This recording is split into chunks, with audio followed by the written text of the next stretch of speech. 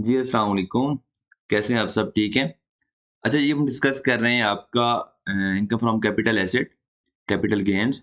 आज के इस लेक्चर में हमने जो चीज़ें डिस्कस करनी है, उनमें सबसे जो पहले है वो है सिक्योरिटीज़ क्या होती हैं, उस पर हमने किस तरह से गेन कैलकुलेट करना होता है एंड हमने किस तरह से उस पर टैक्स की लायबिलिटी कैलकुलेट करनी होती है। फिर हम देखेंगे कि आपका टैक्स के अंदर आपका एक सेक्शन है, जिसमें उन्होंने बताया हुआ है कि नॉन रिकग्निशन रूल।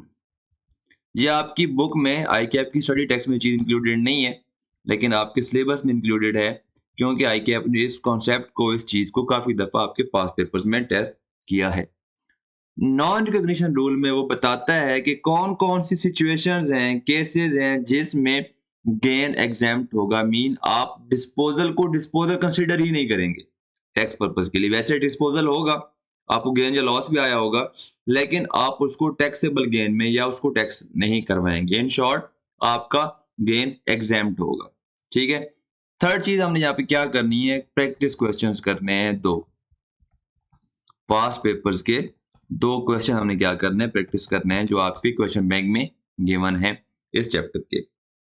फिर ये हमारा जो चैप्टर है कैपिटल एसेट्स वाला, ये कंप्लीट हो जाएगा। हम अपना लेक्चर स्टार्ट करते हैं सिक्योरिटी से कि सिक्योरिटीज क्या होती हैं। ये सिक्योरिटी की डेफिनेशन आपकी बुक में इन डिटेल गिवन है, ठीक है? हम देखते हैं। इसमें सिक्योरिटी में जो इंक्लूडेड है, आपको सारी की सारों की इन डिटेल अंडरस्टैंडिंग की ज़रूरत नहीं है, ठीक है? कि voucher of Pakistan telecommunication corporation क्या होते हैं, मुतालबा सर्टिफिकेट क्या होता है, an instrument of redeemable capital क्या होता है, ठीक है? बस आपको ये पता हो कि आपकी इस लेवल तक कैफ 2 के लेवल तक आपको ये पता हो कि आपकी इस बुक में जो डेफिनेशन लिखी हुई है, उसमें क्या-क्या चीज़ें इंक्लूडेड हैं। ठीक है, ताकि आप जो पेपर में क्वेश्चन आए, कोई टेन में से टर्म यूज़ की हुई हो, तो आप क्लासिफ़ाई कर सकें कि हमारा ये वाली जो कैपिटल गेन है, ये को किस कैटेगरी में फ़ॉल कर रहा है। इमूवेबल प्रॉपर्टी में फ़ॉल कर रहा है, सिक्योरिटी में फ़ॉल कर रहा है या अदर एसेट्स में फ़ॉल कर रहा है। ठीक है? अब इसमें हम देखते हैं कि क्या-क्या चीज़ें इंक्लूडेड हैं। Security means share of a public company. ये पब्लिक कंपनी आपकी जो यहाँ पर लिखी हुई है, ये वो पब्लिक कंपनी है जो आपके टैक्स लॉ ने डिफाइन की हुई है। हमने जो जब पढ़ा था basic concept of taxation, chapter 4 आपकी आईकैप की स्टडी टेक्स्ट का, उसमें हमने पब्लिक कंपनी को डिस्कस किया था। मैं रिकॉल कर देता हूँ। पहला पॉइंट हमने पढ़ा था, पब्लिक कंपनी क्या होती है? ऐसी कंपनी, यहाँ पर वर्ड यूज़ हो रहा है एनी कंपनी, कोई भी कंपनी जो किसी भी टैक्स ईयर एंड पे आखिरी दिन तक स्टॉक पाकिस्तान स्टॉक एक्सचेंज पर लिस्टेड होगी, वो क्या होगी? पब्लिक कंपनी होगी। वो पाकिस्तान की कंपनी भी हो सकती है, कोई फॉरेन कंपनी भी हो सकती है। ठीक है? अगर वो पाकिस्तान स्टॉक एक्सचेंज पर टैक्स ईयर की लास्ट डेट पे रजिस्टर्ड रहेगी, तो वो क्या होगी? पब्लिक कंपनी होगी। अब वो आखिरी दिन ही लिस्टेड हो सकती है, मीन वो लिस्टेड ही लास्ट डे हुई है। अगर वो लास्ट डे पे लिस्टेड है तो पब्लिक कंपनी है, ठीक है? अगर एक कंपनी 364 दिन साल की लिस्टेड थी, लेकिन लास्ट डेट पर उसने खुद को क्या कर दिया, डी रजिस्टर कर दिया है, तो फिर वो क्या हो जाएगी? पब्लिक कंपनी नहीं रहेगी। कंडीशन क्या होती है पब्लिक कंपनी की डेफिनेशन में? ऐसी कंपनी जो पाकिस्तान स्टॉक एक्सचेंज पर आखिरी दिन किस चीज का? टैक्स ईयर का लिस्टेड रहे, पब्लिक कंपनी होती है। अगर पब्लिक कंपनी नहीं है, तो टैक्स के अकॉर्डिंगली वो क्या बन जाएगी? प्राइवेट कंपनी बन जाएगी। ये थी पहली रिक्वायरमेंट। दूसरी रिक्वायरमेंट क्या है कि अगर किसी कंपनी में पाकिस्तान गवर्नमेंट, फेडरल गवर्नमेंट भी हो सकती है या सूबाई गवर्नमेंट भी हो सकती है, ठीक है? अगर किसी भी गवर्नमेंट के कंपनी में, पाकिस्तान की गवर्नमेंट के कंपनी में 50% या उसकी उससे ज्यादा ओनरशिप है, वो भी क्या बन जाएगी? पब्लिक कंपनी बन जाएगी। ठीक है, ये थी दूसरी कंडीशन। थर्ड चीज क्या इंक्लूडेड है कि अगर किसी कंपनी में, पाकिस्तान में कंपनी रजिस्टर्ड है, पाकिस्तान की कंपनी है, उसमें किसी फॉरेन गवर्नमेंट के जहां पर टर्म हो रही है, किसी टर्म यूज हो रही है किसी फॉरेन गवर्नमेंट की 50% या उससे ज्यादा ओनरशिप है, तो वो क्या बन जाएगी? पाकिस्तान टैक्स लॉ के लिए, हमारे लिए पब्लिक कंपनी बन जाएगी। नेक्स्ट कंडीशन क्या है? अगर ऐसी फॉरेन कंपनी जो जिसको फॉरेन गवर्नमेंट ने होली ऑन किया हो, मतलब ऐसी फॉरेन कंपनी जो किसी फॉरेन गवर्नमेंट की है और उस फॉरेन कंपनी की अगर पाकिस्तान की किसी कंपनी में 50% या उससे ज्यादा ओनरशिप है तो वो क्या हो जाएगी, पब्लिक कंपनी बन जाएगी। जो नेक्स्ट लास्ट कंडीशन है वो है यूनिट ट्रस्ट की। अगर यूनिट ट्रस्ट है वो भी टैक्स लॉ के लिए क्या होता है, आपकी पब्लिक कंपनी होती है। नेक्स्ट चीज क्या है, वाउचर ऑफ पीटीसीएल, ठीक है। फिर है मुदारबा सर्टिफिकेट्स, उसके अलावा आपके क्या है, instruments of redeemable capital, units of exchange traded fund, debt securities and derivative products. अब यहाँ पर मैं debt securities and derivative products को एक्सप्लेन कर देता हूँ क्योंकि यहाँ पर उन्होंने उसकी सेपरेट डेफिनेशंस यहाँ पर बता दी हैं, ठीक है। अब डेट सिक्योरिटीज क्या है, अब देखें कंपनी के पास या बिजनेस के पास फंड रेजिंग के कितने ऑप्शंस अवेलेबल हैं, ठीक है ना। मीन कंपनी को पैसे चाहिए प्रोजेक्ट्स में इन्वेस्ट करने के लिए, तो वो पैसे कहां से कलेक्ट कर सकती है। पहला ऑप्शन क्या है कि वो शेयर्स इशू कर दे, ऑर्डिनरी शेयर्स, ठीक है। शेयर होल्डर्स को शेयर इशू करेगी कंपनी, उनके बदले में उसको पे कैश मिल जाएगा, एक ऑप्शन ये है। नेक्स्ट ऑप्शन ये है कि वो क्या कर दे, बैंक के पास चली जाए और वहां से लोन ले ले, दूसरा ऑप्शन ये है, ठीक है। अब लोन क्या है, डेट है। जो ऑर्डिनरी शेयर्स क्या है, वो इक्विटी है, ठीक है। अब तीसरा ऑप्शन भी होता है कि कंपनी अपनी भी डेट सिक्योरिटीज इशू कर देती है, जिसको हम बॉन्ड्स कहते हैं, ठीक है। जो मोस्ट कॉमन वर्ड यूज होता है आपका, हमारी आपने सुना भी होगा बॉन्ड्स पेबल, आपने लाइबिलिटी पढ़ी होगी, बॉन्ड्स पेबल क्रेडिट, ठीक है ना, या नोट्स वगैरह इशू कर देते हैं। अब कुछ डेट सिक्योरिटीज गवर्नमेंट भी इशू करती है फंड रेजिंग के लिए, मतलब उनके पास फंड्स आए और वो उनकी इन्वेस्टमेंट करें, ठीक है ना, जो प्रोजेक्ट गवर्नमेंट स्टार्ट कर रही होती है। तो कुछ होते हैं गवर्नमेंट बॉन्ड्स डेट सिक्योरिटी होती है, कुछ होती हैं कॉर्पोरेट डेट सिक्योरिटी जो मतलब प्राइवेट चल रही होती हैं। तो यहाँ पर बहुत सारी टर्म्स यहाँ पर उन्होंने यूज किए हुए हैं, ठीक है। तो आपको ये याद करने की जरूरत नहीं है, जैसा अभी तक पढ़ ले आपको पता हो कि ये कौन सी डेट सिक्योरिटी है, गवर्नमेंट डेट सिक्योरिटी है या कॉर्पोरेट डेट सिक्योरिटी है। तो ये आपकी क्या होती है, डेट सिक्योरिटीज होती हैं, ठीक है। अब क्या है, डेरिवेटिव्स क्या होते हैं, हम यहाँ पर डेफिनेशन पढ़ लेते हैं फिर हम उनको फिर अंडरस्टैंड भी करते हैं। Derivative product means a financial product which derives its value from the underlying security or other asset। Means कोई ऐसी प्रोडक्ट है, फाइनेंशियल प्रोडक्ट है जिसकी वैल्यू किसी और चीज की वैल्यू, किसी और सिक्योरिटी या एसेट की वैल्यू पे डिपेंड कर रही होती है। लेट्स सी एक प्रोडक्ट है ए, ठीक है, उसकी वैल्यू डिपेंड कर रही है किसी और सिक्योरिटी या एसेट की वैल्यू पे। जैसे लेट्स सपोज प्रोडक्ट बी पे अगर प्रोडक्ट बी उसकी वैल्यू इंक्रीज होती है तो उस वजह से प्रोडक्ट ए की वैल्यू भी क्या हो जाएगी, इंक्रीज हो जाएगी, क्योंकि जो प्रोडक्ट ए है उसकी जो प्राइस है, वैल्यू है, वो फुली डिपेंडेंट है किसी अदर प्रोडक्ट पे। तो वो जो प्रोडक्ट ए है वो आपको क्या होगा, डेरिवेटिव होता है। इन आपने एक टर्म यूज सुनी होगी फ्यूचर्स या ऑप्शन, फ्यूचर्स आपने सुने होंगे, फॉरवर्ड्स आपने नाम सुना होगा आप, ठीक है। अब फ्यूचर्स किस तरह से काम करते हैं मैं आपको यहाँ पे एक्सप्लेन कर देता हूं। जो स्टॉक एक्सचेंज है ये आपकी दो तरह की होती है, ठीक है। एक है कि आप उसमें ट्रेड करते हैं कि जनाब आज जो प्राइस है मैंने वो बाय कर ली, ठीक है। लेट्स सपोज शेयर था, मैं कहता हूं कि मैपल लीफ का,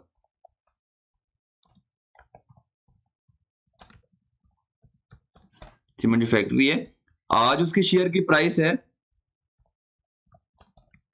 50 रुपीज पर शेयर, मैंने वो बाय कर लिया, ठीक है।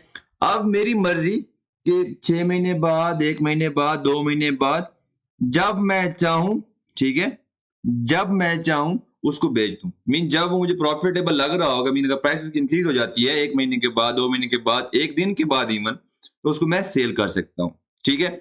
और एक उसमें ऑप्शन होता है कि मैं आज की डेट पर, आज डेट है 5 जनवरी, आज की डेट पर मैं ये कॉन्ट्रैक्ट करता हूं कि मैं 31 जनवरी पे जो है अपनी जो मैपल लीफ का शेयर है मैं 60 से क्या कर लूंगा, बाय कर लूंगा, ठीक है। आज की डेट पर मार्केट वैल्यू कितनी है, 50 रुपए। मैं कहता हूं कि अगर फ्यूचर में लेट्स सी अगर आज की डेट पर मैं ये कॉन्ट्रैक्ट करता हूं कि मैं 31 जनवरी पर क्या कर लूंगा, जो मेरा शेयर है मैपल लीफ का, मैं 60 रुपए पे बाय कर लूंगा। क्लियर? अब हम जब जाएंगे, अब मेरा कॉन्ट्रैक्ट हो गया, ये जो कॉन्ट्रैक्ट हुआ है ये वाला, ये जो फ्यूचर में मैंने कॉन्ट्रैक्ट किया है, ये है मेरा डेरिवेटिव। अब अगर एक्चुअल प्राइस, ठीक है, अब अगर एक्चुअल प्राइस जो है वो ये हो जाती है 70 31 जनवरी पे, तो अब अगर 31 जनवरी पे मैंने कॉन्ट्रैक्ट कर लिया था जब जनवरी 5 जनवरी पे कि मैं 31 जनवरी पे जाकर उस शेयर को 60 का बाय करूंगा। अब मेरा कॉन्ट्रैक्ट है, ठीक है। अब मैं जब 31 जनवरी हुई तब उसकी एक्चुअल प्राइस हो गई 70 रुपए की। तो मेरा यहाँ पर बेनिफिट है कि लॉस है? मुझे यहाँ पर गेन आया है। किस तरह गेन आया है? क्योंकि मेरे एज पर कॉन्ट्रैक्ट 31 जनवरी को मैंने उसको 60 रुपए में ही बाई करना है और कंपनी ने मुझे 60 रुपए का ही इश्यू करना है।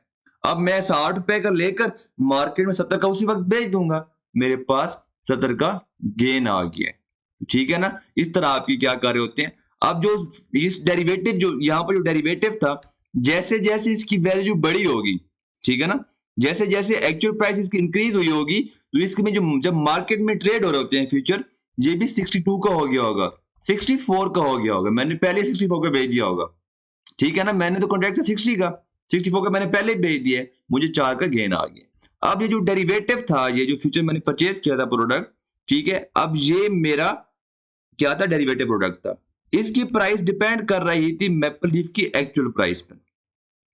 अब यहां पर आप एक टर्म देखेंगे, ये आपकी book means a financial product which derives its value from the underlying security or other asset, may be traded on stock exchange of Pakistan and includes deliverable future contracts, cash settled future contracts। अब जब 31 जनवरी हुई, ठीक है, तो company, अब मेरे पास दो option थे कि मैं क्या करता, कैश सेटलमेंट करता,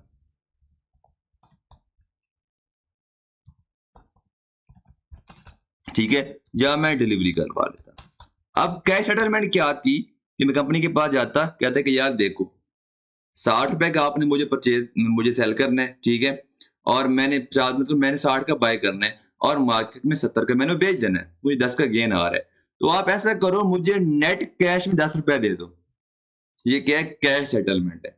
अब दूसरा क्या है कि मैं क्या कर लेता हूँ, शेयर्स कौन से परचेज कर लेता हूँ, मतलब प्रोडक्ट क्या हो जाती है, डिलीवर हो जाती है। तो ये आपकी क्या होती है, डिलीवरेबल क्या होता है आपके, ये फ्यूचर कॉन्ट्रैक्ट्स होते हैं, ठीक है। ये आपकी थी डेरिवेटिव की एक्सप्लेनेशन। अब हम सॉरी अब हम जाते हैं कि हमने सिक्योरिटीज पर टैक्स कैसे करवाना है, ठीक है। अब मैं कहता हूं, ये एग्जांपल है,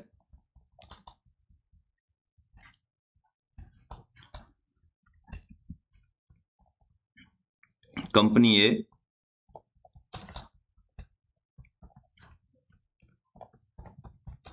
नेम बी, कंपनी सी, ये सारी क्या है? पब्लिक कंपनीज है।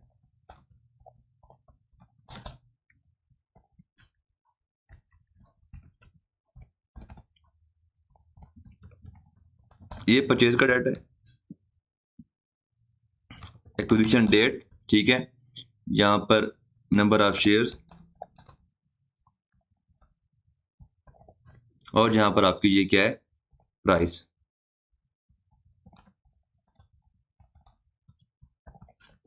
और यहां पर ये क्या है? मेरा शेयर का डेटा है, disposal date, number of shares, और फिर हमारे पास आती है price per share, share price per share, ठीक है। तो ये आपकी बन गई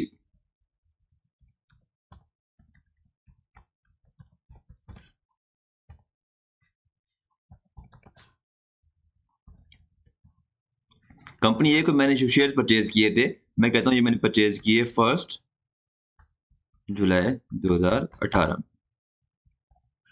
ठीक है। और ये मैंने कंपनी बी के शेयर परचेज किए थे 1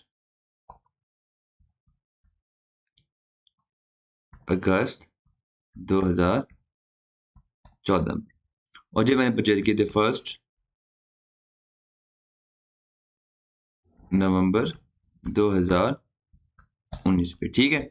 शेयर मैंने परचेज की 10,000, 14,000, 19,500। प्राइस पर शेयर थी 10 रुपए, 18 रुपए, 14 रुपए।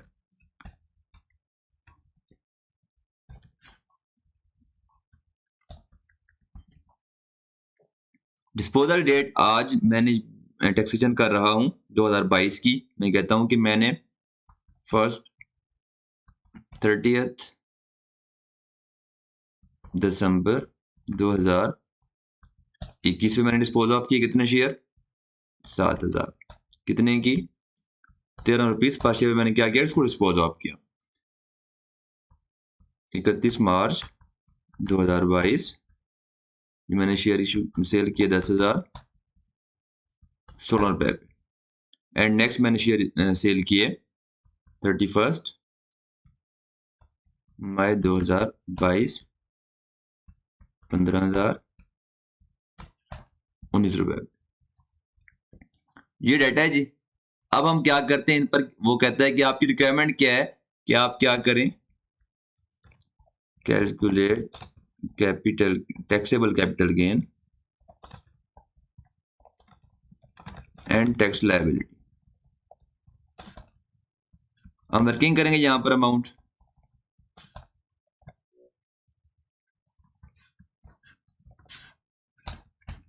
कंपनी ए की पहले वर्किंग करते हैं। कंसिडरेशन, लेकिन गेन कैलकुलेट करने का सेम फार्मूला है, जो पैसे मिले लेस जितने की मैंने वो चीज परचेज की थी। क्या नेट करेंगे, क्या आ जाएगा मेरे पास? वो गेन आ जाएगा। कंसिडरेशन रिसीव, कितने पैसे मिले कंपनी ए के? मैंने 7,000 शेयर सेल किए हैं, मल्टीप्लाई बाय 13 के, तो ये अमाउंट बनती है 91,000 लेस कॉस्ट। ये मेरी होगी, क्योंकि मैंने शेयर बेशक 10,000 परचेज किए थे, जितने शेयर मैं सेल कर रहा हूं उतने की मैं क्या करूंगा? कॉस्ट यहां पर लेस करूंगा। 7,000 मल्टीप्लाई बाई 10।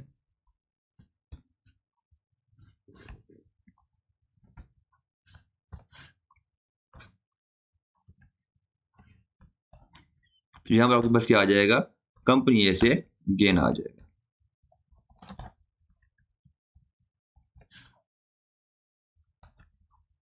फिर आपकी है कंपनी बी।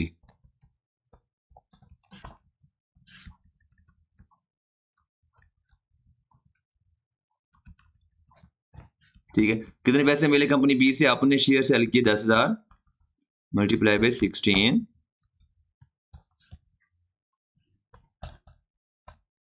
60,000। कॉस्ट कितनी बनेगी आपकी? 10,000। कितने का आपने परचेज किया था? 18 का एक परचेज किया था।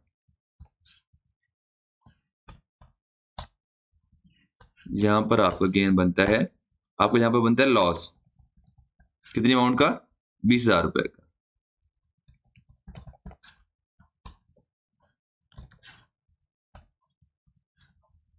नेक्स्ट आपकी है कंपनी सी।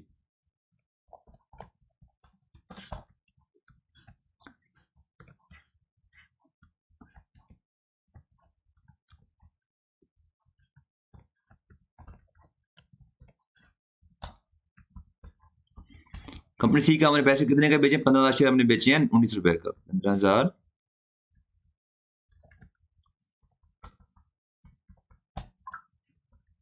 ये आपके बन गए 85,000। मैंने परचेज कितने का किया था? 15,000 शेयर्स मल्टीप्लाई बाय 14, तो आपको यहां पर गेन आ गया 75,000 रुपए का। तो यहां पर आपको क्या आ जाएगा? कैपिटल गेन आ जाएगा टोटल। हम यहां पर इतनी अमाउंट बनेगी, हम यहां पर लिखते आते हैं, ठीक है। 21,000, 20,000 एंड 75,000। अब हम यहां पर एक नई चीज सीखते हैं। नई चीज क्या है? फिर आपकी बुक की तरफ आते हैं।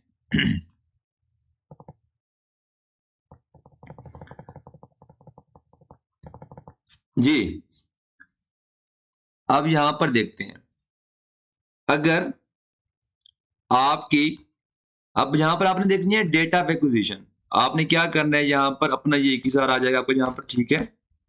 यहाँ पर आपका, क्योंकि ये आपके क्या हो जाएगा, यहाँ पर ये एडजस्ट हो जाएगा आपका लोन, आप आपको जो लॉस है ये आप नेट ऑफ कर सकते हैं। सिक्योरिटीज का लॉस आप सिर्फ सिक्योरिटीज के अगेंस्ट क्या कर सकते हैं, नेट कर सकते हैं, ठीक है।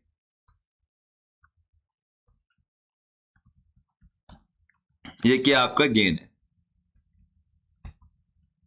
जी। अब हम यहां पर आते हैं, यहां पर देखें कि अगर आपने कोई सिक्योरिटी परचेज की है जुलाई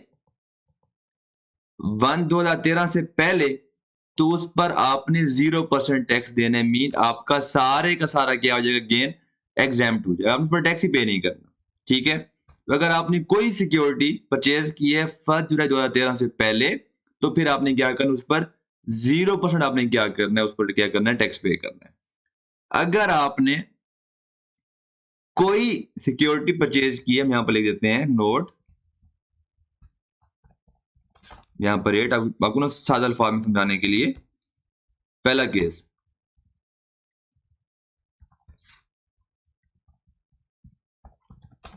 is acquired before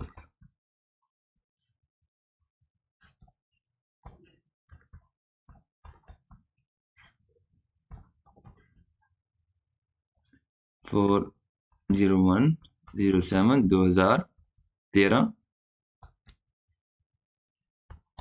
तो टैक्स रेट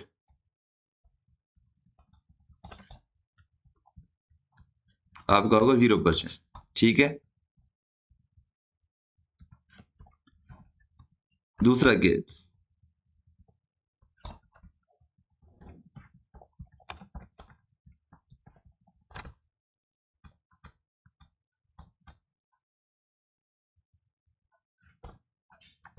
अगर आपने सिक्योरिटी परचेज की है 1 जुलाई 2016 से पहले, तो फिर आप पर जो टैक्स रेट अप्लाई होने हैं, वहां पर अप्लाई होने हैं 7.5%।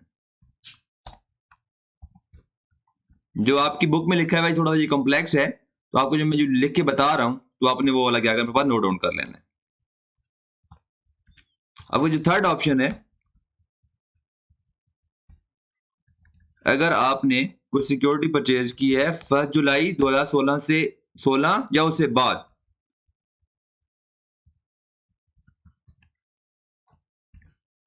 ऑन और आफ्टर, तो फिर आपका टैक्स रेट होना है, वो होना है आपका 12%, सॉरी 12.5%। तो ये आपने क्या करना है, अपने पास इसको याद कर लेना है कि ये आपकी क्या है, टैक्स के रेट्स हैं कैपिटल गेन की सिक्योरिटीज की केस। जो नीचे वाले 2 पॉइंट लिखे हुए हैं आप उसको इग्नोर कर दें, ठीक है जी। ये आपके क्या है, सादा अल्फाज में सिक्योरिटीज पर रेट्स हैं। अब आपने देखना है कि आपकी जो कंपनी ए है, ठीक है, उसकी आपकी डेट ऑफ एक्विजिशन क्या है, वो है 1 जुलाई 2018, ठीक है। वो आपकी क्या है, 1 जुलाई 2018, आपका उस पर क्या है, वो आपका डेट ऑफ एक्विजिशन है। वो कौन सी उसमें फॉल कर रही है, ये जी इसमें फॉल कर रही है, ठीक है। तो उस पर रेट कितना अप्लाई होना है, 12.5% अप्लाई होना है। नेक्स्ट आपका जो कंपनी बी है, डेट ऑफ एक्विजिशन है 1 अगस्त 2014, तो उस पर आपको जो रेट फॉल करता है वो ये वाला 7.5%। लेकिन कंपनी बी पर आपको जो है वो कितना है, लॉस आ रहा है 20,000 का, तो उस पर वैसे भी रेट अप्लाई नहीं होना था। अब आते हैं कंपनी सी पर। कंपनी सी आपकी फॉल कर रही है 1 नवंबर 2019, तो ये आपकी फॉल कर रही है आपकी थर्ड कैटेगरी में, तो 12.5%। इनको नेट करने के बाद आपने क्या करना है, टैक्स रेट अप्लाई करना है, कितने हैं, 12.5%। तो यहां पर आपकी क्या आ जाएगी, टैक्स पेएबल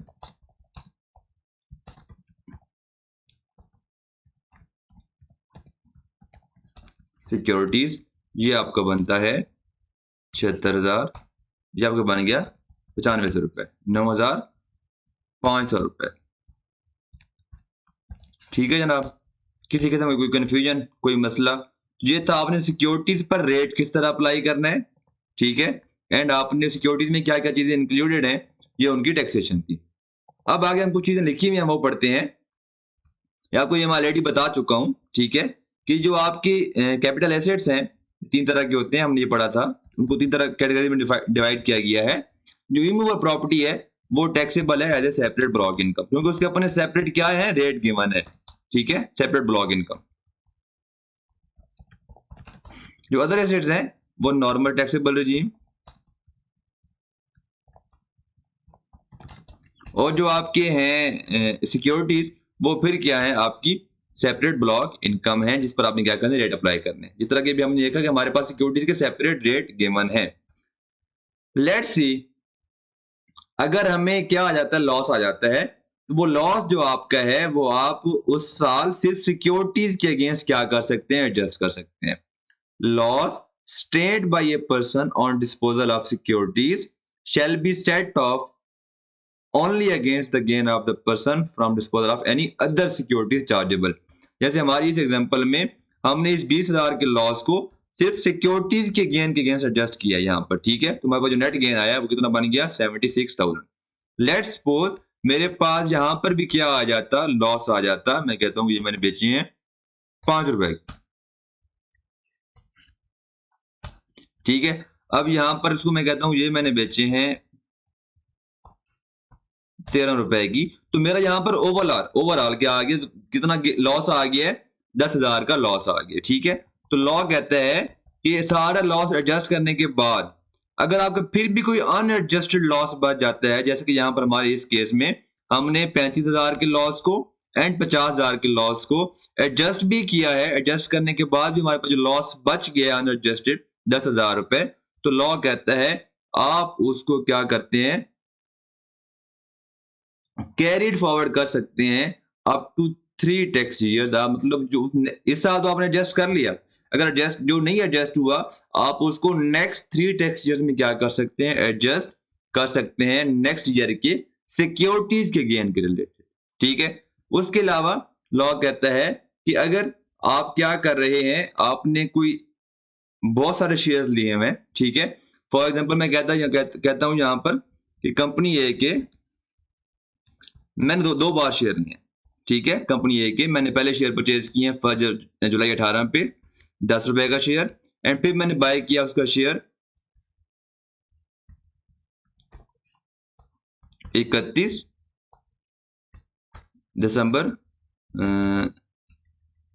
2019 में, 31 अक्टूबर 2019 में मैंने शेयर बाय किए। यहां मैंने बाय किए थे 5,000, यहां मैंने बाय किए 5,000 कितने के, 12 रुपए की। तो लॉ कहता है अगर आप एक कंपनी है जिसके आपने शेयर परचेज किए मल्टीपल टाइम्स, ठीक है, तो उस केस में आपने क्या करना है, FIFO मेथड यूज करना है गेन कैलकुलेट करने के लिए, कॉस्ट कैलकुलेट करने के लिए, ठीक है। अब वो किस तरह हमने कैलकुलेट करने में आपको करके दिखा देता हूं। मैं एक थोड़ी फॉर्मेटिंग करता हूं, समझ आ जाए किस तरह एग्जांपल बनी हुई है। तो ये है कंपनी ए का डाटा। अब यहां पर हमने कंपनी ए किस तरह से कैलकुलेट किया था, लॉस कैलकुलेट किया था। मैं यहां पे कहता हूं कि ये मैंने कितने बेचे हैं, 7,000 बेचे हैं, तो फर्स्ट इन फर्स्ट आउट। तो लॉ कहता है कि यहां पे मैं कहता हूं 13, ठीक है। तो लॉ कहता है कि आपने क्या करना है, 5,000 शेयर जो मैंने परचेज किए थे 10 रुपए के वो, एंड 2,000 जो मैंने परचेज किए थे 12 के, इस तरह मैं क्या करूंगा, कॉस्ट कैलकुलेट करूंगा। अब मेरी कॉस्ट किस तरह से होगी, 5,000 मल्टीप्लाई बाई 10, ठीक है, माइनस 2,000 मल्टीप्लाई बाई 12, ये मेरी क्या बन गई, यहाँ पर कॉस्ट बन गई। तो यहाँ पर मेरा गेन पहले था 21,000, अब कम हो गया है 17,000 रुपए पे। ये मैंने क्या करना है, FIFO मेथड यूज करना है। और अगर मैंने एक ही दिन में मल्टीपल टाइम शेयर परचेज कर लिए एक ही कंपनी के, तो तब मैं क्या करूंगा, वेटेड एवरेज अप्लाई करूंगा, जिस तरह हम क्या करते हैं इन्वेंट्री में अप्लाई करते हैं कॉस्ट कैलकुलेट करने के लिए, ठीक है। जो कंसिडरेशन रिसीव्ड है वो तो मैंने एक ही डेट पर सेल किए हैं, मुझे पैसे सबके बराबर ही मिलने होंगे। तो कॉस्ट के लिए आपने FIFO यूज करना है। अगर आपने डिफरेंट डेट्स पर परचेज किए एक कंपनी के शेयर्स, अगर आपने एक ही कंपनी के शेयर एक ही डेट पर परचेज किए, एक ही दिन में परचेज किए हैं, तो फिर आपने क्या करना है, वेटेड एवरेज अप्लाई करना है, ठीक है। हमने लॉस का भी देख लिया, हमने FIFO का भी देख लिया। अब हमारे पास जो चीज बचती है वो ये है, जो हम पढ़ चुके हैं, आपको मैं बता चुका हूं कि हमारी जो है अदर एसेट्स हैं जो हमारे पास हैं, वो कहां पर होंगे, नॉर्मल टैक्सेबल रेजिम में ऐड होंगे। जबकि जो सिक्योरिटीज हैं और जो आपकी इमूवेबल प्रॉपर्टी है वो आपकी ऐड होती है कहाँ पर? वो आपकी होती है सेपरेट ब्लॉक इनकम में आपकी क्या होती है? टैक्स होती है। ठीक है? और आपने किस तरह से होल्डिंग पीरियड कैलकुलेट करना है उन्होंने यहाँ पर बता दिया है कि 6 मंथ कितने होंगे उसमें, जब इसमें 182 डेज़ होंगे। ठीक है? तो अब जो आपका 1 ईयर कितना होगा जिसमें आपके चीज़ें जो उसमें यहाँ पर बता दिए हैं 365 डेज़ जो आपकी होंगी उसमें आपका क्या होगा 1 ईयर होगा और जो आपके होंगे 182 डेज़ जो हैं वो आपके 6 मंथ कंसीडर किए जाएँगे आपकी इस पर्पज़ के लिए, आपके लॉ के पर्पज़ के लिए। ये आपकी सिक्योरिटीज़ थी, ठीक है? अब हम एक और चीज़ पढ़ते हैं। आपको वैसे तो कैपिटल लॉस अलाउ है, उसकी एडजस्टमेंट अलाउ है, लेकिन यहाँ पर वो कहते हैं इन केसेस में ये डिसअलाउ हो जाएगा। जी वार्ड सेल क्या है? ठीक है? वो ये है कि आप एक ही कंपनी में एक ही कंपनी है, उसी के शेयर को एक दफ़ा सेल करते हैं, उस पर लॉस रियलाइज़ करते हैं। लॉस रियलाइज़ करने के बाद उसको दोबारा बाय कर लेते हैं और उस पे आपको अगर गेन आता है, तो जो लॉस आप यहाँ पर जो उसे कहते हैं वाश सेल, तो लॉ कहता है कि उस केस में आपको ये लॉस अलाउ नहीं होगा। फॉर एग्ज़ाम्पल मैंने कंपनी में शेयर इन्वेस्टमेंट की हुई थी, ठीक है? मैंने ₹10 की इन्वेस्टमेंट की थी। अब उस कंपनी के शेयर की प्राइस है ₹7 मैंने सेल कर दिया। मुझे ₹3 का लॉस आ गया पर शेयर के हिसाब से। अब अगर मैं दोबारा उन्हीं को बाय कर लेता हूँ, उसी कंपनी के शेयर्स को बाय कर लेता हूँ, तो लॉ कहता है कि वो वाला जो लॉस आपने करवाया है ₹3 पर शेयर के हिसाब से, वो आपको अलाउ नहीं होगा। फिर आपके क्रॉस ट्रेड, ठीक है? कि अगर आपके 2 अकाउंट्स हैं, आपने 2 अकाउंट्स खोले हुए हैं ट्रेडिंग के, तो जस्ट आप जो उसमें डाटा है, आप जो शेयर्स हैं अ, एक अकाउंट से दूसरे अकाउंट में ट्रांसफर कर रहे हैं जस्ट लॉस रियलाइज़ करवाने के एक्चुअली में आपको लॉस हुआ नहीं होता, लेकिन टैक्स में बेनिफिट लेने के लिए आप अगर एक ऐसा कोई लॉस रियलाइज़ करवा रहे हैं खुद को, तो वो वाला भी आपको लॉस एडजस्टेबल नहीं होगा। फिर है टैक्स स्वैप सेल। अगर आप एक कंपनी के अगर आप शेयर सेल करते हैं और आप कुछ दिनों के बाद, कुछ अरसे के बाद आप सेम इंडस्ट्री में, ठीक है, शेयर्स परचेज़ कर लेते हैं, तो अगर आपको वो वाला भी लॉस है, वो कहता है आपको लॉ कहता है आपको वो वाला लॉस अलाउ नहीं होगा। तो ये हमारा जो था सिक्योरिटीज़ वाला पोर्शन हमने यहाँ पर डिस्कस कर लिया है। जो नेक्स्ट चीज़ है वो आपकी है नॉन रिकॉग्निशन रूल कि वो क्या चीज़ है हम आप देखते हैं यहाँ पर, ठीक है? कि नॉन रिकॉग्निशन रूल हमारे पास यहाँ पर क्या है? ये मैंने आप यहाँ पर ऑर्डिनेंस खोला हुआ है, हम वहाँ से पढ़ते हैं। आपके इनकम टैक्स ऑर्डिनेंस का ये है सेक्शन 79, ठीक है? ये यहाँ से स्टार्ट हो रहा है। Non recognition rule. For the purpose of this ordinance and subject to subsection 2, ये हम देखेंगे सबसेक्शन 2 ये लिखा हुआ है, ठीक है? No gain or loss shall be taken to arise on the disposal of an asset. No gain or loss shall be taken to arise on the disposal of asset, ठीक है? अब हम देखते हैं कि पहला पॉइंट क्या है? Between spouses under an agreement to live apart. सादा अल्फाज में अगर तलाक होती है, डिवोर्स होता है, तो जब आपको पता है कि इनहेरिटेंस में या आपका जो लॉ है, उसमें अगर आप स्पाउस को कुछ चीज़ मिलती है उस डिसीजन एग्रीमेंट की बेस पर, तो वो जो बंदा दे रहा है, जो उसके ओनरशिप में पहले थी, अब वो तो मतलब ओनरशिप ट्रांसफर हो रही है, डिस्पोजल हो रहा है, तो लॉ कह रहा है, इस केस में हम ये कंसिडर करेंगे कोई गेन या लॉस नहीं आएगा। ठीक है? नेक्स्ट क्या है कि अगर एक बंदे की डेथ हुई है और उसके बेनिफिशियरी को वैसे ट्रांसफर हो रहे हैं, जो हम कहते हैं विरासत भी हम जिसको हम कहते हैं, तो उस केस में भी आपकी जो वो डिस्पोज़ल हम कंसीडर नहीं करेंगे। ठीक है? उसमें आपको कोई गेन या लॉस नहीं होगा। सी पॉइंट कि आपने किसी रिलेटिव को क्या किया है? गिफ्ट किया है। अब रिलेटिव क्या है यहाँ पर? ठीक है ना? रिलेटिव क्या है? रिलेटिव क्या है? रिलेटिव मीन आपके पेरेंट्स, ठीक है? आपके बहन-भाई, आपके चिल्ड्रन, ये आपके क्या हैं? रिलेटिव्स हैं। अब नेक्स्ट, अब यहाँ पर है कि आपने किसी लॉ की मजबूरी की वजह से एक एसेट को डिस्पोज ऑफ किया, ठीक है? एंड फिर आपने उसी तरह के किसी और एसेट में क्या कर दिया? इन्वेस्ट किया। फॉर एग्जाम्पल, दोबारा बात सुन लें पहले स्टेटमेंट कि आपने किसी लीगल रिक्वायरमेंट की वजह से एक एसेट को डिस्पोज ऑफ किया, ठीक है? और फिर उसी तरह के किसी और एसेट में आपने इन्वेस्टमेंट कर ली। अब जैसे कि अभी इस्लामाबाद, लाहौर, मुल्तान, पेशावर में मेट्रो बनी है, ठीक है? तो उस मेट्रो के रास्ते में काफ़ी सारी आपकी क्या होंगी, प्रॉपर्टीज़ होंगी जो गवर्नमेंट ने क्या की होंगी, परचेज़ की होंगी और जो उनके ओनर होंगे उन्होंने बाय लॉ मजबूरी के तहत वो क्या होगी उसको डिस्पोज़ ऑफ किया होगा और वो गवर्नमेंट को वो चीज़ बेच दी होगी, ठीक है? अब यहाँ पर अगर वो सिर्फ़ बेच देते हैं और उसी तरह की 1 साल के अंदर न्यू प्रॉपर्टी परचेज़ नहीं करते, मीन अगर मेरी वहाँ पे बिल्डिंग थी, लैंड था, ठीक है? अगर मैंने वो बेच दिए अब मैंने अगर 1 साल के अंदर न्यू लैंड और बिल्डिंग नहीं लिया, तो फिर मेरा वो गेन क्या हो जाएगा? टैक्सेबल हो जाएगा, मेरा डिस्पोज़ल होगा। अगर मैंने लॉ की मजबूरी की वजह से उस एसेट को डिस्पोज़ ऑफ किया है एंड 1 साल के अरसे के अंदर उसी तरह का एक और एसेट परचेज़ किया है, तो फिर क्या होगा? मुझे वो क्या कहते हैं, जो गेन है वो एग्ज़ैम्प्ट होगा, कोई उसका गेन या लॉस ट्रीटमेंट नहीं होगा। जब कंपनी लिक्विडेट होती है, कंपनी खत्म होती है, क्लोज़ होती है, तो अपने शेयर होल्डर्स को, ओनर्स को क्या करती है? एसेट की डिस्ट्रीब्यूशन करती है। तो उस केस में जो वो एसेट की डिस्ट्रीब्यूशन है, वो कंपनी के लिए डिस्पोज़ल कंसिडर नहीं होगा। कंपनी के लिए डिस्पोज़ल कंसिडर नहीं होगा। अगर एक एओपी है, वो जब खत्म होती है, डिसॉल्व होती है, तो अपने जो शेयर होल्डर्स हैं, जो मतलब अपने जो उसके हैं, मेंबर्स हैं, ओनर्स हैं, पार्टनर्स हैं, उसमें अगर एसेट की डिस्ट्रीब्यूशन करती है, तो एओपी के लिए वो डिस्पोज़ल तो है, लेकिन उसमें कोई गेन या लॉस कैलकुलेट नहीं करेंगे। अब सब सेक्शन 2 में वो कहता है, जो हमने यहाँ पर पढ़े हैं point D, E and F.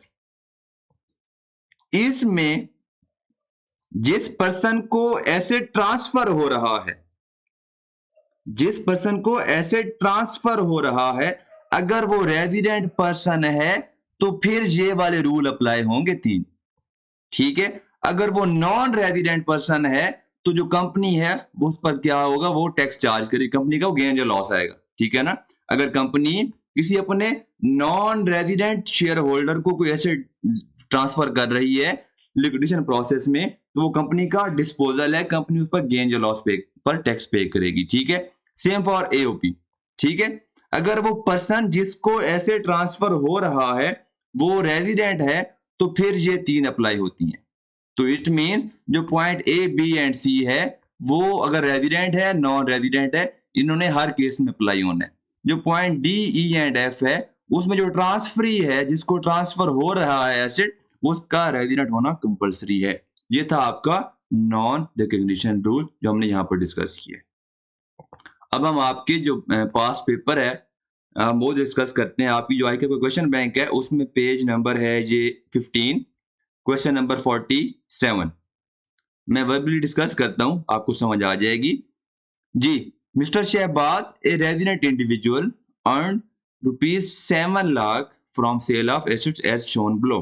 मतलब ये उन्होंने सारों को नेट करने के बाद जो नेट गेन उसको आया है वो 7 लाख का आया है। हम यहाँ पर डिस्कस करते हैं, इस क्वेश्चन को सॉल्व करते हैं। क्वेश्चन नंबर 47, क्या नाम है? मिस्टर शहबाज। रिक्वायरमेंट क्या है? Discuss the treatment and the implications of each of the above transaction under income tax ordinance. ठीक है, अब यहां पर वो कह रहा है कि आपने ट्रीटमेंट डिस्कस करना है। हम आपको डिस्कस करता हूं, बता देता हूं। Shares of A listed company मैंने ये परचेज किए थे 10, 12, 20 पे 3,50,000 के। मैंने सेल किए हैं 30 जून 22 पे, मतलब हमारे टेस्ट ईयर के लास्ट डेट पर। ठीक है, तो लॉ कहता है जब भी आप डिस्पोजल हो रहा है, डिस्पोजल तो है, आप उस पर टैक्स गेन, टैक्स लॉस आपने क्या करना है? कैलकुलेट करना है। यहाँ पर आया 1,50,000 का लॉस। ये कौन से हैं? Listed company. Listed company mean यहाँ पर अगर सिर्फ लिस्टेड लिखा हुआ है, मीन ये पाकिस्तान स्टॉक एक्सचेंज पर लिस्टेड है। ये क्या होगी? Public company. अगर पब्लिक कंपनी है तो वो आपकी होगी सिक्योरिटी। अगर किसी सिक्योरिटी पर लॉस आए तो वो उस साल किसी और सिक्योरिटी पर आने वाले गेन के अगेंस्ट एडजस्ट हो सकता है। अगर यहां पर कोई और सिक्योरिटी लिखी हुई है, ठीक है, तो फिर उस पर अगर गेन आया है, उस गेन के अगेंस्ट हम इसको एडजस्ट कर सकते हैं। अगर कोई और सिक्योरिटी नहीं है इस क्वेश्चन के अंदर, तो ये 1,50,000 का जो लॉस है, ये नेक्स्ट 3 इयर्स पे कैरी फॉरवर्ड हो जाएगा। और लेकिन ये नेक्स्ट ईयर किसी सिक्योरिटी के गेन के अगेंस्ट ही एडजस्ट हो सकता है। क्लियर? पहला पॉइंट जी। Shares of an unlisted company, तो मीन क्या हुआ, ये पब्लिक कंपनी नहीं है, तो ये कहाँ किस में फॉल कर जाएगी, ये अदर एसेट्स वाली कैटेगरी में फॉल कर जाएगी। जब अदर कैटेगरी में फॉल कर जाएगी, हम देखेंगे कि मैंने इसको डिस्पोज ऑफ कब किया है। गेन तो मुझे आया 4 लाख रुपए का, ठीक है। होल्डिंग पीरियड देखना है। अदर एसेट्स में प्राइवेट कंपनी के शेयर्स के अदर एसेट्स के केस में अगर होल्डिंग पीरियड 1 साल से कम है तो फुल गेन इज टैक्सेबल। अगर अदर एसेट्स के केस में गेन होल्डिंग पीरियड 1 साल से ज्यादा है तो 75% गेन आपका क्या हो जाएगा, टैक्सेबल हो जाएगा, ठीक है। अब यहाँ पर जो एक्विजिशन डेट है 15 जुलाई 20 है, डिस्पोजल डेट है 30 नवंबर 2021, मीन 1 साल और राउंड अबाउट 2 मंथ बनते हैं। तो यहाँ पर जो गेन आपका टैक्सेबल है ये बनेगा 3 लाख रुपए, ठीक है। 1 लाख क्या हो जाएगा, एग्जैम्प्ट हो जाएगा जी। ज्वेलरी 15/5/20 पे परचेज की है और हमने ये सेल की है 20/12/2021 पे, 1 साल से ज्यादा का हमारे यहाँ पर गुजरा है। ये कौन सा एसेट है, अदर एसेट है, तो 6,50,000 का 75% मेरा टैक्सेबल है, 25% मेरा क्या है, नॉन टैक्सेबल या एग्जैम्प्ट है, ठीक है जी। ये भी आपका क्या है, पर्सनल एसेट है, पर्सनल एसेट है। हमने पढ़ा था अदर एसेट्स में 2 तरह के एसेट्स आते हैं, पर्सनल एसेट्स जो लॉ ने स्पेसिफाई करनी है, ठीक है, एंड आपकी फिर क्या चीज इंक्लूडेड होती है, प्राइवेट कंपनी के शेयर्स। प्राइवेट कंपनी में अनलिस्टेड कंपनी भी क्या होती है, प्राइवेट कंपनी होती है, प्राइवेट कंपनी के शेयर्स। हमने ये भी पढ़ा था कि अगर पर्सनल एसेट्स पर गेन आ जाए तो टैक्सेबल है, अगर लॉस आ जाए तो वो एडजस्टेबल नहीं है। लॉस हमारा वेस्ट है, ना हम एडजस्ट कर सकते हैं ना कैरी फॉरवर्ड कर सकते हैं, तो ये लॉस हम एडजस्ट नहीं कर सकते। Clear. Shares of A private limited company, ये हमने परचेज किए थे 1 जनवरी 22 पे एंड हमने सेल किए 15 फरवरी पे, हमें लॉस आया 1 लाख रुपए का। हम अब देखते हैं कि हमने किस तरह से इस बंदे की, आपको मैंने ट्रीटमेंट बता दिया। अब ये प्राइवेट कंपनी के शेयर पर जो लॉस आया है वो हमारा एडजस्टेबल है। अब हम कैलकुलेट करते हैं कि इस बंदे की टैक्स लायबिलिटी क्या, जो है टैक्सेबल गेन कितना बनता है, हम कैलकुलेट करते हैं मिस्टर शहबाज का जी। हम सबसे पहले स्टार्ट करते हैं अमाउंट। पहला कौन सा था, लिस्टेड कंपनी, 0 रुपए हम ऐड करेंगे, ठीक है। हम क्या करेंगे, कैरी फॉरवर्ड करेंगे। आप पॉइंट लिखेंगे, नीचे नोट डालेंगे, आप बताएंगे कि क्यों आप ऐड नहीं कर रहे और कैरी फॉरवर्ड कर रहे हैं, जस्ट लॉस एडजस्ट क्यों नहीं कर रहे। Shares of unlisted company, next क्या है, शेयर्स ऑफ,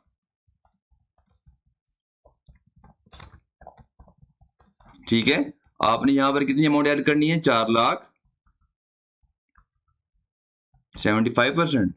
आपने नोट डालना है, बताना है कि होल्डिंग पीरियड, क्योंकि डेट ऑफ परचेज इतनी है, डेट ऑफ सेल इतनी है, होल्डिंग पीरियड 1 साल से ज्यादा है, इसलिए 75% टैक्सेबल है एंड आपका जो है 25% वो एग्जाम्प्ट हो जाएगा। नेक्स्ट आपका है ज्वेलरी,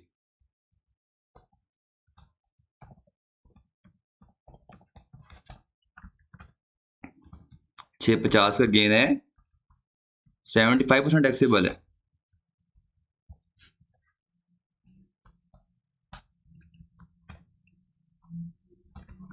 स्कल्पचर,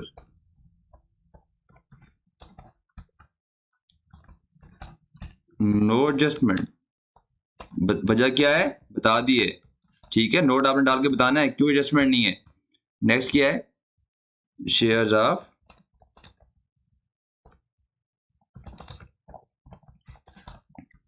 लॉस आया है 1 लाख रुपए का, ठीक है।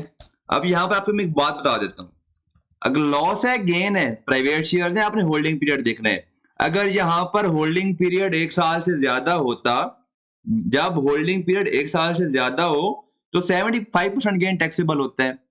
तो उस केस में अगर होल्डिंग पीरियड 1 साल से ज्यादा हो तो लॉस भी सिर्फ 75% एडजस्टेबल होता है, क्योंकि हमारे केस में यहां पर होल्डिंग पीरियड 1 साल से कम है तो सारे का सारा क्या हो जाएगा, यहाँ पर एडजस्टेबल हो जाएगा। हम इसको यहाँ पर क्या कर देंगे, एडजस्ट कर देंगे। ये आपका बन जाएगा capital gain, taxable capital gain.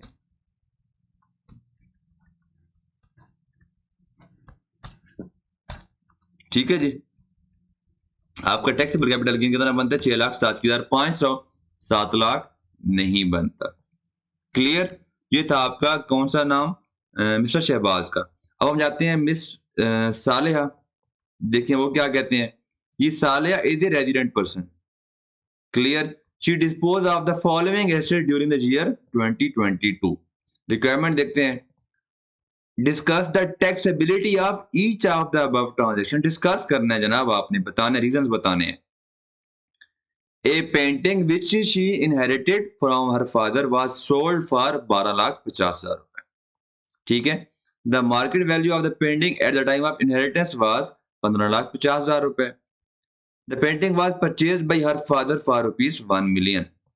क्योंकि जिस डेट पर ऑनरशिप ट्रांसफर हुई तब की जो मार्केट वैल्यू कितनी है वो हमारी क्या हो जाएगी, कॉस्ट हो जाएगी। बेची कितने की है, 12,50,000 रुपए का। मुझे यहाँ पर 3 लाख का लॉस आया है। पर्सनल एसेट पर अगर गेन आए तो टैक्सेबल, लॉस आए तो नो एडजस्टमेंट, ठीक है। नेक्स्ट, अब उसने ज्वेलरी सेल की है 23 लाख रुपए की, जो उसके हस्बैंड ने परचेज की थी मार्च 19 में 13 लाख रुपए की, और उसको गिफ्ट कर दी थी, ठीक है। तो 23 लाख माइनस 13 लाख 1 मिलियन का गेन आ गया। मार्च 19 में क्या किया उसने, परचेज किए, मीन टैक्स ईयर 19 में। अभी हम खड़े हैं टैक्स ईयर 2022 में, तो holding period is more than 1 year, तो मेरा 75% क्या हो जाएगा, टैक्सेबल हो जाएगा, ठीक है। हम आते हैं next. She disposed of her car for 18 lakh. The car was being used for the purpose of her business. ये हमारा पॉइंट फॉलो कर रहा है आपका इनका फ्रॉम बिजनेस में, ठीक है ना, वहां पर डिस्कस करेंगे जी। On 20th October 21 she sold a dining table to Faheem for ₹18,000 which she had purchased. अब किसके लिए यूज हो रही है, पर्सनल यूज के लिए। और जो डाइनिंग टेबल है ये हमारे उन पर्सनल एसेट्स में इंक्लूडेड नहीं है जो टैक्सेबल है, तो ये हमारी क्या हो जाएगी, कोई ट्रीटमेंट नहीं है, इस पर हमने कोई टैक्स पे नहीं करना, ये हमारी एग्जेम्प्ट है। ये हमारा था क्वेश्चन नंबर 48। अब हम जाते हैं क्वेश्चन नंबर 49 की तरफ, ठीक है। Haris sold 2 of his personal vehicles, ठीक है, during the current year and earn profit of 5,50,000 रुपए। अब देखें पर्सनल ऐसे जो व्हीकल्स हैं उन पर जो टैक्स गेन है वो हमारा एग्जेम्प्ट है, तो कोई हम अमाउंट जो है हम अपनी इनकम में ऐड नहीं करेंगे। आपने बस ये क्या कर देनी है, एक्सप्लेनेशन दे देनी है। ऑन जुलाई 16 अहमद ने क्या किए, 2 परचेज किए। ये आपकी क्या है, टैक्सेबल, ये आपके पर्सनल टैक्सेबल एसेट्स हैं, ठीक है। 4,10,000 एंड 4,75,000 रुपए। On 30th November 2021 during the shifting of his house he lost both, ठीक है। 15 जनवरी को he received insurance claim of 9,40,000 in a single transaction against the loss of 2. Clear? The fair market value of both at the time of loss was estimated at rupees 3,60,000 and 5,40,000 रुपए। अब देखें यहां पर आपने क्या करना है, आप देखें कि अगर यहां पर हमारी अमाउंट बनती है